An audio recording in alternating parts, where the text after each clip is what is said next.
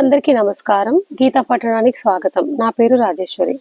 ఇవాళ మనం భగవద్గీత మొదటి అధ్యాయం అర్జున విషాద యోగంలో 20-21 శ్లోకాలు చదువుకుందాం.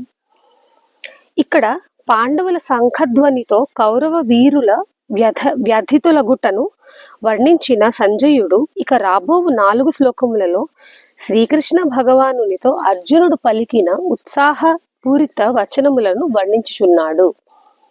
20వ శ్లోకం చదువుకుందాం. అధ వ్యవస్థితాన్ దృష్ట్వా ధార్తరాష్ట్రాన్ కపిధ్వజః ప్రవృత్తే శస్త్ర సంపాతే ధనురుద్యమ్య పాండవః హృషీకేశం తదా వాక్యమిదమాహ మహీపతే. అర్జునోవాచ సేనయోరుభయోర్మధ్యే రథం స్థాపయమేచ్యుత. దీని అర్థం తెలుసుకుందాం. ఓ ధృతరాష్ట్ర మహారాజా, పిమ్మట యుద్ధమునకై నడుము బిగించి సమర సన్నద్ధులయ్యున్న ధార్తరాష్ట్రులను జూచి కపిధ్వజుడైన అర్జునుడు ధనుస్సును పైకెత్తి శ్రీకృష్ణునితో ఇట్లు అనెను: ఓ అచ్యుత, నా రథమును ఉభయ సేనుల మధ్య నిలుపుము. ఇక్కడ కపిధ్వజుడని అర్జునుని పేర్కొనుటలో విశేషమేమిటో తెలుసుకుందాం మనం. మహావీరుడైన హనుమంతుడు భీమసేనునకు వాగ్దానము చేసిన ప్రకారము అర్జునుని రథము యొక్క సమున్నతమగు టెక్కెముపై విరాజమానుడై ఉండెను. సంగరమునందు అప్పుడప్పుడు మిక్కిలి బిగ్గరగా గర్జించుచుండెడివాడు. ఈ విషయమునే ధృతరాష్ట్రునకు జ్ఞప్తికి తెచ్చుటకై సంజయుడు అర్జునునకు కపిధ్వజుడను విశేషణమును ప్రయోగించెను. ఇక్కడ వ్యూహమును పన్ని నిశ్చలముగా నిలిచియున్న ధార్తరాష్ట్రులను అర్జునుడు చూచి శస్త్ర ప్రయోగమునకు తలపడునట్టి సమయములో తన గాంధీవ ధనస్సును ఎత్తిపెట్టెను అని అనుటలో అంతర్యమేమిటని తెలుసుకుందాం.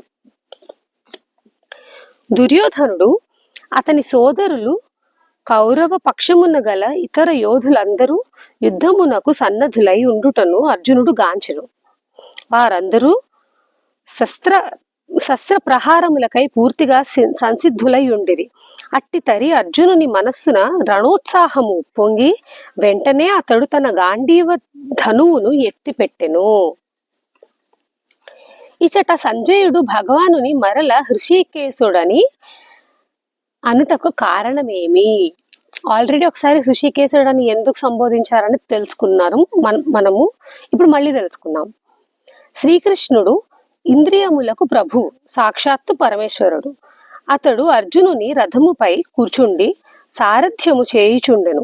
అట్టి వానితో తలపడి మీరు విజయమును ఆశించుచున్నారు. ఇదెంతటి అజ్ఞానమో కదా అని సంజయుడు ధృతరాష్ట్రునకు తెలియజెప్పుటకే భగవానుని హృషీకేశుడని పేర్కొనెను. తన రథమును ఇరు సేనల నడుమ నిలిపి ఉంచమని ప్రార్థించు సమయమున అర్జునుడు శ్రీకృష్ణ భగవానుని అచ్యుత అని బోధించుటకు హేతువేమి? ఈ సమయమందు కూడా పరాభవము గాని పతనము గాని సంభవింపని వానిని తన స్వరూప శక్తి మహత్వముల యందు ఎప్పటికీ ఎల్లవేళలా అస్ఖలితుడై యుండువానిని అచ్యుత అని అందురు. ఈ నామముతో భగవానుని సంబోధించి అర్జునుడు భగవానుని మహత్వమును గూర్చియు అతని స్వరూపమును గూర్చియు తనకున్న జ్ఞానమును వ్యక్తపరచెను. ఇంకను అతడు పరమాత్మునితో మీరు రథమును నడుపుట వలన కలుగు నష్టమేమి?